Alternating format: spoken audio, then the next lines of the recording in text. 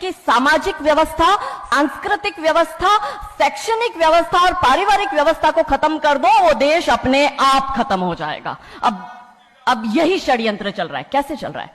3 stage पे काम होता है। 25 वर्ष तक की बच्चियों को बिगाड़ने का काम बॉलीवुड अपने टीवी सीरियल के माध्यम से करता है।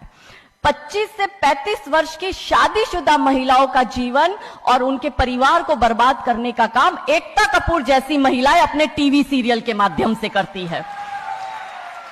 और जो नौकरी करती हुई बहन बेटियां महिलाएं हैं, जो कि वर्किंग विमेन हैं, उनका दिमाग खराब करने का काम ये ओटीटी प्लेटफॉर्म्स अपने वेब सीरीज के माध्यम से करता है। कैसे करता है, मैं संक्षिप्त में एक एक उदाहरण देकर आपके समक्ष रखूंगी। और बहुत जरूरी है कि जब हम तो एक साधारण व्यक्ति है, हम संसारिक जीवन में रहते हैं, लेकिन यहां पर जो उपस्थित हमारे संतगण है, महंतगण है, इनके बहुत बड़ा फॉलोअर्स ग्रुप रहता है, बहुत से लोग आते हैं, बहुत सी महिलाएं आती है।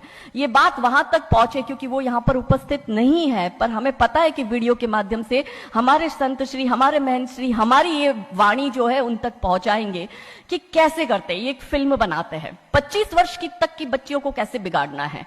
हिंदुओं के परिवारों को बिगाड़ने के, तोड़ने के षड्यंत्र चल रहा है। और सिर्फ एक हिंदू को नहीं खराब करना है, उसके पूरे के पूरे कुटुंब को बर्बाद कर देना है।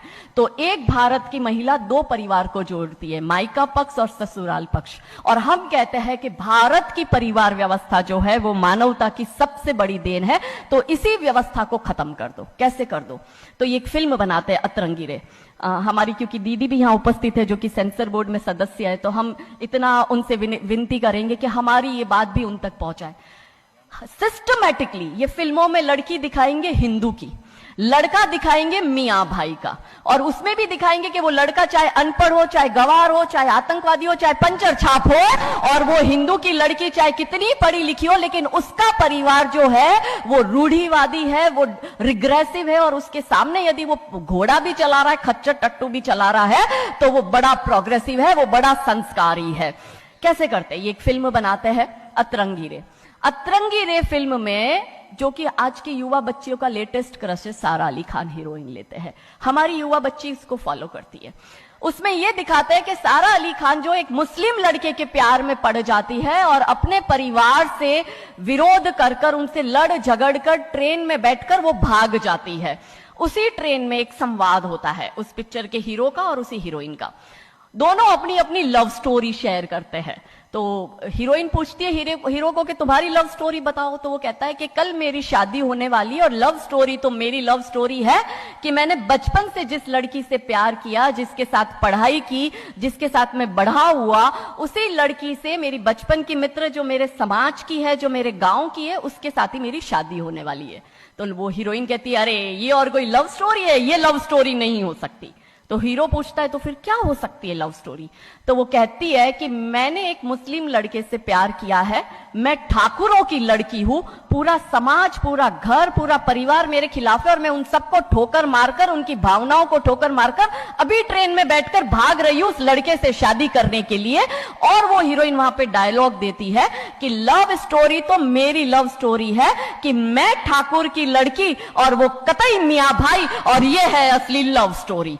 तब हमारी 13, 14, 15 साल की युवा बच्ची, जिसके शरीर में हार्मोन्स चेंज होते हैं, आकर्षण होता है विपरीत व्यक्ति के लिए, तब वो आकर्षण में ये सोचती है कि हिंदू होके हिंदू बॉयफ्रेंड नहीं रखना, हिंदू होके हिंदू से प्यार नहीं करना।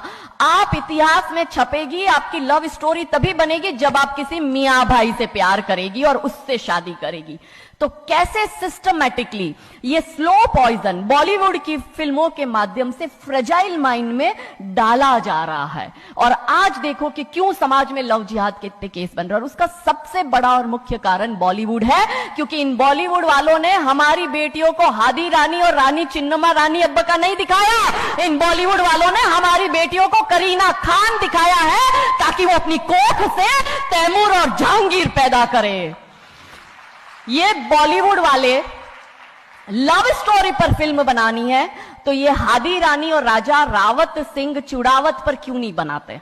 मैं आपको उनकी कथा शॉर्ट में करती हूं कि राजा रावत का शादी जो होता है वो हदी रानी से होता है, मेवाड़ के राजा है, और औरंगजेब की सेना आक्रमण करने आती है। और जब औरंगजेब की सेना आती है तो राजा रावत सिंह का 2 दिन पहले ही विवाह हुआ होता है हादी रानी से। तो राजा जी की इच्छा नहीं होती कि मैं युद्ध लड़ने जाऊं, तो हादी रानी बड़े क्रोधित होते हैं। वो कहते तुम मेरी चिंता छोड़ो, तुम अभी इस मातृभूमि की रक्षा के लिए, इस धर्म की रक्षा के लिए आप युद्ध भूमि में जाओ और आप मेरी चिंता मत करना। यदि आप बलिदान भी हो जाओगे तो मैं प्राउडली अपने आप को आपकी विधवा कहूंगी। तब राजा रावत युद्ध लड़ने जाते हैं। युद्ध भूमि में राजा रावत जी को हादी रानी की बहुत याद आती है, क्योंकि नई नई शादी हुई होती है, तो नई बियाई दुल्हन को छोड़ के आए होते हैं, तो बहुत याद करते हैं। तो वो अपने दूत को कहते हैं अभी सेना आने में समय होता है और युद्ध में भी समय होता है, तो वो कहते हैं अपने दूत को कि जा तू रानी सा के पास जा महल में और उनसे कहे कि राजा जी को आपकी बहुत याद आ रही है, आप अपनी कोई एक निशानी उनके लिए भेजो।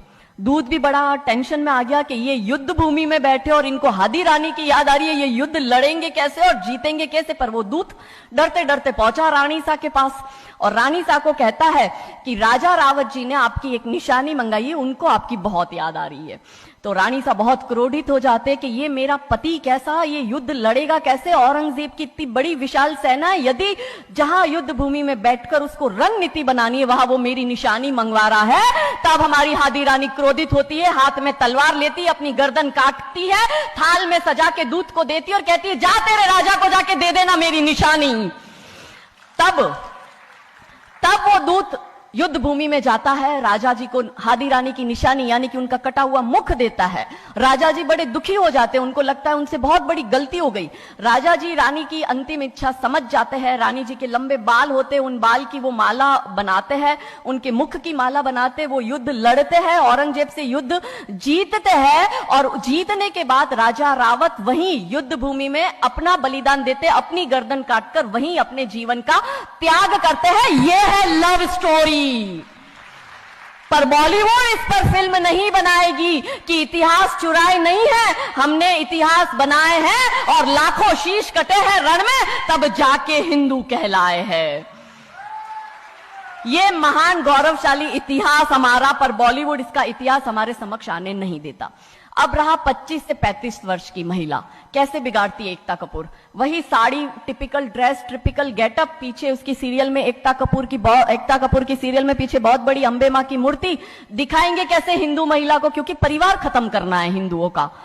तो वो एक से प्यार करेगी, शादी दूसरे से करेगी, जीवन में तीसरा पुरुष आएगा, फिर दूसरा मर जाएगा, फिर उसको चौथा पसंद आने लगेगा, फिर जो मर गया वो जिंदा हो जाएगा, फिर कंफ्यूज हो जाएगी किसके साथ जाऊं, दूसरे के साथ कि चौथे के साथ। क्या हमारी भारतीय महिलाएं, क्या हमारी हिंदू महिलाएं, सबसे बड़ा प्रश्न यह है कि क्या हम 4-4 पुरुषों के साथ अफेयर करते हैं? क्या ये हमारा सम्मान है? और अगर यदि हम सब एक होकर इसके लिए नहीं बोलेंगे तो ये आवाज नहीं उठेगी। और दुख की बात यह है कि ऐसी एकता कपूर जैसी महिलाएं जो घर तोड़ने का काम कर रही है, इनको पद्मश्री अवार्ड मिल जाता है। कैसे मिलता है? भारत सरकार से इस भूमि पर खड़े होकर मैं निवेदन करती हूं कि आप ऐसी महिलाओं के पद्मश्री वापस लो, क्योंकि ये महिलाएं हिंदू परिवारों के मकान, घर तोड़ने का काम कर रही है।